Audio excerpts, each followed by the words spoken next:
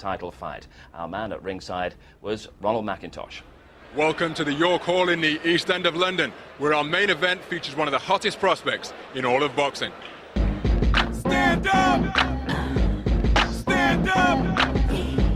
Stand up! When I move, you move.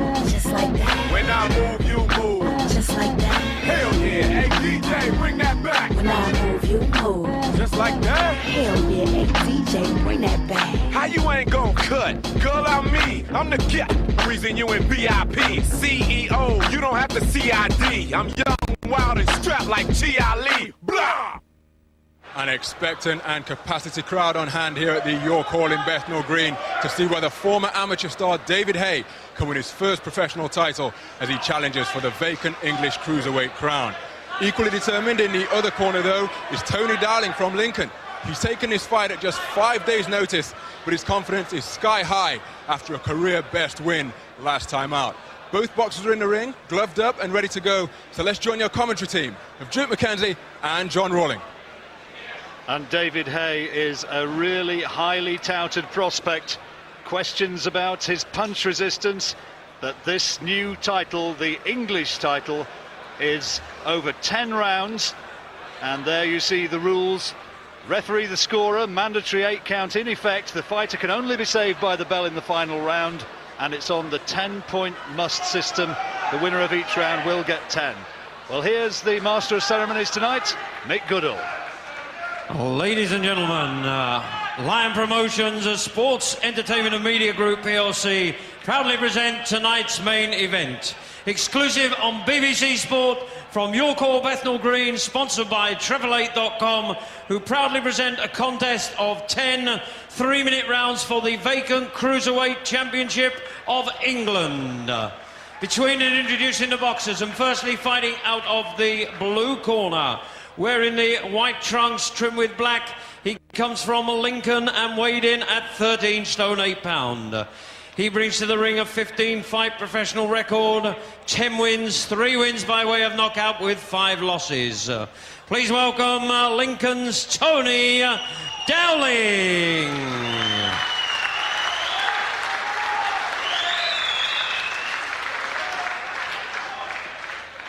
And his opponent, ladies and gentlemen, across the ring in the red corner, wearing the all-black trunks, coming from Bermondsey in South London. He has a perfect professional record. 7 wins, 7 knockouts from 7 contests, weighing in at 13 stone 8 pound, presenting David Haye. Timekeeper at the bell for this contest, Mr. Richard Clark. The referee, Mr. David Paris, who will now give his instructions to both boxers. Turn round. Turn round. I spoke to you both in the dressing room. You know what I expect of you. Keep your punches on target. Break when I tell you to. Defend yourself at all times. Shake hands, boys. Good luck to you both. 10 3-minute rounds for the vacant Cruiserweight Championship of David England. Haye can punch. The big question is, can he also take a shot? And is Tony Dowling going to be the man to perhaps provide 1 or 2 of the questions which still need to be answered? Remember, David Haye embarrassingly floored last time out by an African light heavyweight, Lalenga Mock. And Seconds out. that really has convinced some people that he is not the real deal. And you can see that Tony Dowling is a big lump. He is a big, strong man from Lincoln, and this is his big opportunity. Is he, though, going to have the technique to get in and really test Haye, drag him into the trenches? But, you know, when they were starting to talk about who's Haye going to fight, how we're going to plan his route upwards, it was really a little bit difficult to find people who are too ready to go in the ring against him. Now, all of a sudden, Duke, everybody fancies it. Oh, good shot! Great right hand! That was a great right hand. He caught him with a straight left, then a right, and down he goes. And the one thing you can say, he really can punch. He can certainly punch. You know, that was just a big sweeping shot and a proof testament to Haye's punching power. Well, his chin was up in the air and he just stopped the shot. He still hasn't recovered. Is he going to be able to find his way round to the bell to end the opening round? Is David Haye going to get another knockout? Great right hand. Down goes man from Lincoln looks as though he is still in a dazed sort of state. Is Dave Parrish going to allow this fight to go on? He is, I think. Asks him to step forward, make sure he's steady, and now David Haye's looking to take him out. Body shots, flurry of punches, and nothing at all coming back from Tony Dowling at this stage. Good solid left hand as well, good lead from Haye, and he wants to find the big knockout punch. He wants the spectacular end. Of course he wants the spectacular end, he can't miss. Dowling with the right hand, it's all over. It's the right hand once again, and poor old Tony Dowling just did not know what had hit him, and so the first belt of a professional career goes to David Haye. He is the English champion, the English Cruiserweight champion, and that really was a bit of a no contest when it came down to it. David Haye blitzed him right from the word go, and Dowling had no answer. He had no answer. Unfortunately for Dowling, he was out of his depth and just outgunned. He got absolutely mugged, totally. You know, David Haye just come out and absolutely blasted him. You know, full credit to the kid because he's taking this fight at 5 days' notice. You know, he came in as a substitute. But if you look at this right hand, that's the first one, and it's just done deal. And it was on the temple, wasn't it? There you go, bang, and when they come in there, the senses have scrambled, and that was down. That was the first of the 3 knockdowns. David Haye, handsome face, articulate young man. He could be going a long way in this sport. I reckon the British game needs him to progress, and he's going to have a lot harder test than this, of course, but he does have the power, doesn't he? He has certainly got great, tremendous hand speed to go with that power. You know, I'd still like to see him get his hands up a little bit, but, you know, he come out tonight just to be the boss, and he did that just from the beginning. Just came out and just started bombing. And here he was again, and there he came wading in. Another big right hand, and referee Dave Parrish, absolutely right, said enough. David, the new English Cruiserweight champion, that looked like the work of a man who had something to prove tonight. Yeah, I did. I was really up for the fight, obviously after my last fight. Straight back in the gym, sorted out a few little technical glitches. But first off, credit to Tony. He took the fight on a short notice. It's a shame, really. But you've got to give the guy credit for coming in at short notice. And he did keep getting up. Let's have a look at those knockdowns, starting with the first one.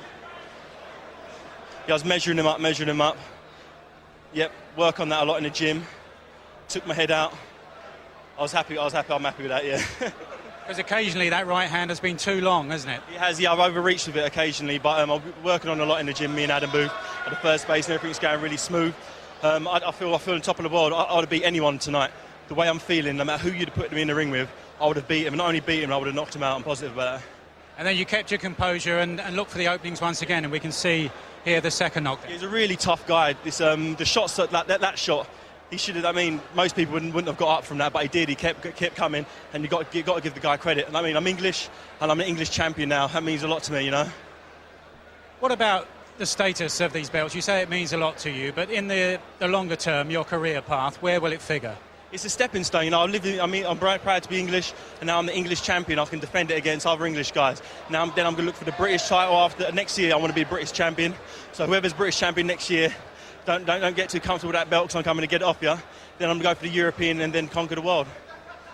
You're here just about on the first anniversary of your year in the pro ranks.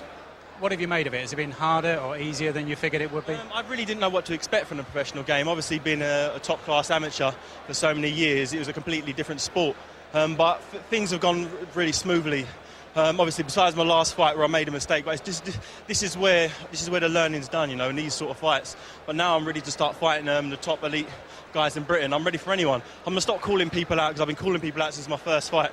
I said from my first fight, the only chance you guys have got of beating me is now, earlier on, but it's slipping away from you guys. Give it another 2-3 fights, I'm going to be unbeatable.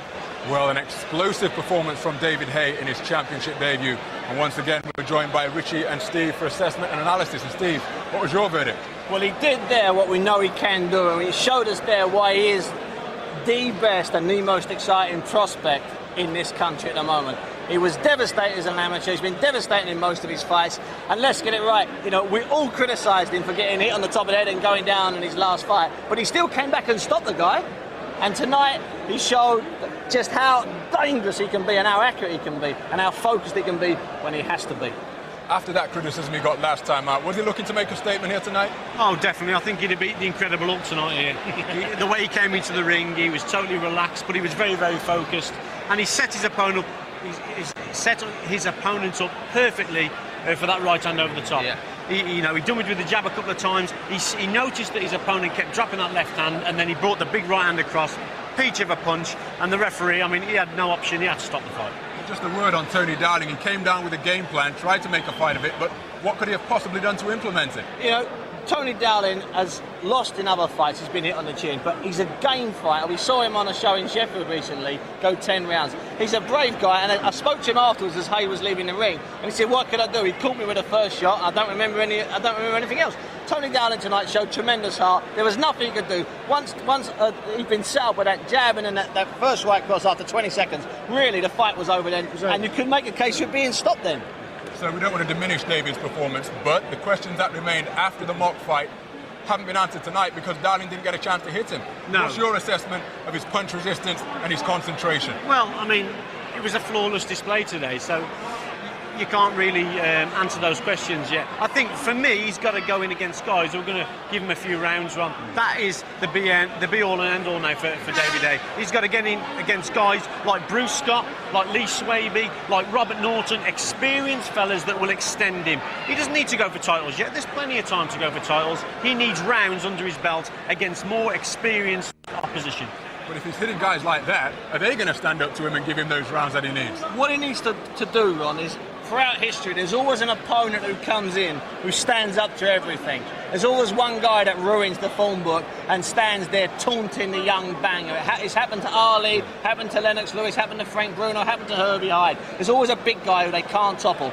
We need to go and find that big guy. Perhaps he's a small heavyweight who's not going to hurt David, so that David can get 8 rounds or 10 rounds, a proper 8 or 10 rounds, before he does go in with a Carl Thompson or Mark Hobson, the British champion. Because I think he could do that now. The problem is, if it goes 5 rounds, he's in enemy territory. He's in alien water. He needs those rounds now. He's done 15 and a half rounds in 8 fights, so that is nothing, is it? But the most exciting fight for me in the division would be Enzo Macronelli against David Haye. Those two, I think, that would be a cracking fight. That would be a cracking fight, but he's got plenty of time to win titles, we're saying, Steve. But what kind of time frame should he be on? When should he be looking to challenge for the British crown? Well, this guy's had 8 fights in 11 months. It's my opinion that once he gets that 8 or 10 rounder out of his belt, once he goes 6 rounds in a fight where he's got to use his brain, not just go through the emotions, then I'd have a British title. Because I tell you what, I'd put him in with Mark Hobson, the British champion, next weekend if there's a slot on the BBC, without a doubt. But he does need the rounds. So in my opinion, one hard fight where he can get some rounds and then Hobson. And the other thing, of course, is